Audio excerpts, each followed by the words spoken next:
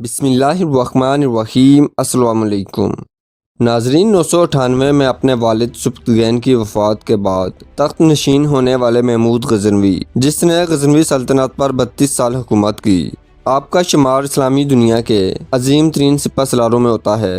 اس سپہ سالار نے اپنی زندگی میں بے شمار جنگیں لڑیں۔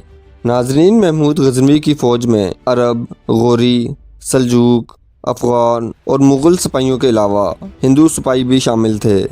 ناظرین، ہمارے ہاں وہ ہندو اور تاریخ دان جو ہندوؤں سے متاثر ہیں، وہ یہ تاثر دینے کی کوشش کرتے ہیں کہ سلطان محمود غزنوی نے ہندوستان پر حملے صرف اور صرف لوٹ مار کی غرض سے کیے اور وہ ایک لٹیرا تھا، جبکہ حقیقت اس کے برعکس ہے۔ ناظرین، محمود غزنوی جلیل القدر سلطان، صاحب بصیرت درویش اور اللہ کے ولی حکمران تھے۔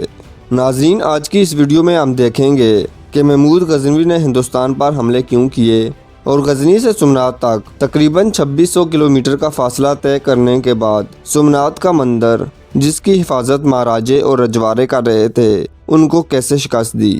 ناظرین، ویڈیو میں آگے بڑھنے سے پہلے اگر آپ ہمارے چینل پر نئے ہیں تو ہمارے چینل کو سبسکرائب اور ویڈیو کو لائک اور دوستوں کے ساتھ شیئر ضرور کریں۔ ناظرین، موجودہ پاکستان کا علاقہ لاہور سے پشاور تک ایک ہندو راجہ جے پال کی زیر سلطنت تھا۔ 986 میں محمود غزنوی کے والد سبکتگین اور راجہ جے پال کے درمیان لغمان میں جنگ ہوئی، جس میں جے پال کو شکست کا سامنا کرنا پڑا اور سبکتگین کی فوج آگے بڑھی اور دریائے سندھ سے اٹک تک کے تمام علاقوں کو فتح کر کے غزنوی سلطنت میں شامل کر لیے۔ ناظرین، سبکتگین کی وفات کے بعد جب اس کا بیٹا محمود غزنوی تخت نشین ہوا تو غزنوی سلطنت اندر سے کافی کمزور ہو گئی تھی۔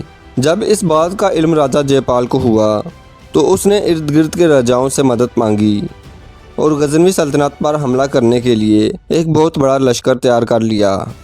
ناظرین، 27 نومبر 1001 میں پشاور کے قریب محمود غزنوی اور راجہ جے پال کی فوج کا ٹکراؤ ہوا۔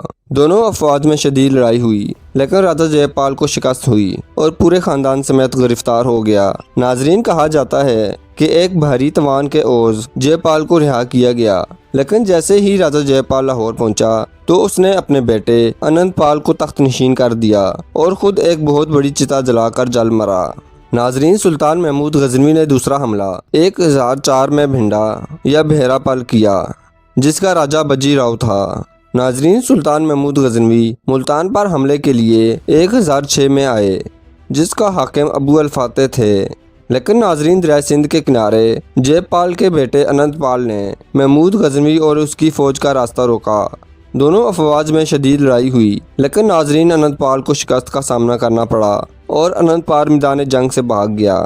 انند پال کو شکست دینے کے بعد محمود غزنوی نے ملتان کا رخ کیا۔ ملتان کے حاکم ابو الفاتح کو بھی شکست دی اور ملتان کا حاکم جے پال کے پوتے سکھ پال کو مقرر کیا۔ ناظرین، سلطان محمود غزنوی نے 1008 سے 1019 تک ہندوستان کے مختلف علاقوں کو فتح کر کے اپنی سلطنت غزنوی سلطنت میں شامل کر لیے، جن میں نارائن پور کی ریاست، ملتان کے گرد و نواح کے علاقے، کشمیر، کنوج اور کلنجر کی ریاستیں شامل ہیں۔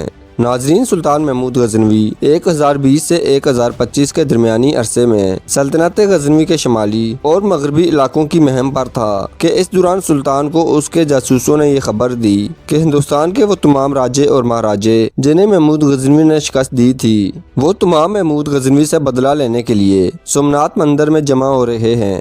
ناظرین، سومنات مندر ایک بہت بڑا مندر تھا جو گجرات کے علاقے کاٹھیا وار میں سمندر کے کنارے واقع تھا۔ اس مندر کو ہندوستان کے ہندوؤں کے درمیان ایک مرکزی اہمیت حاصل تھی۔ اس کی اہمیت کا اندازہ اس بات سے لگایا جا سکتا ہے کہ شیوا بدھ کو غسل دینے کے لیے تازہ پانی روزانہ کی بنیاد پر دریائے گنگا سے لایا جاتا تھا۔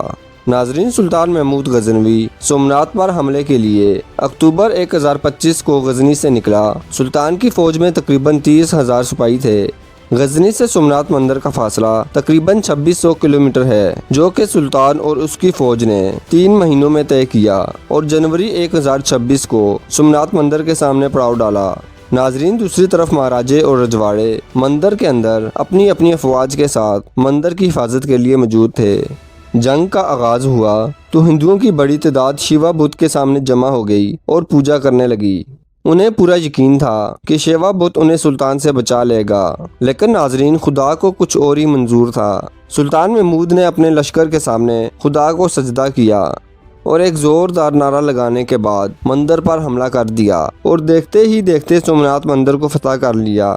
ناظرین سومناتھ مندر کو فتح کرنے کے بعد محمود غزنوی شیوا بت کو دیکھنے کے لیے آگے بڑھا تو بت کے پاس موجود پجاریوں کو یہ یقین تھا کہ جیسے ہی سلطان بت کے پاس جائے گا تو جل کر راکھ ہو جائے گا، لیکن ناظرین پجاریوں نے محمود غزنوی کو صحیح سلامت دیکھا تو انہیں یہ خطرہ محسوس ہونے لگا کہ سلطان اب بت کو توڑ ڈالے گا، تو انہوں نے سلطان سے درخواست کی کہ وہ منہ بولی قیمت لیں اور اس بت کو نہ توڑیں۔ ناظرین اس موقع پر سلطان نے وہ تاریخی جواب دیا کہ اگر میں تمہارے کہنے پر چلا تو دنیا مجھے بت فروش کہے گی، لیکن مجھے پسند ہے کہ دنیا مجھے بت شکن کے نام سے یاد کرے۔ یہ کہہ کر سلطان نے بت کو توڑ ڈالا اور بت پرستی کے اس مرکز کو اجاڑ کر دم لیا۔ ناظرین یہی وہ جنگ ہے جس کے بعد بعض مورخین نے سلطان محمود غزنوی کو لٹیرا مشہور کرنے میں اہم کردار ادا کیا۔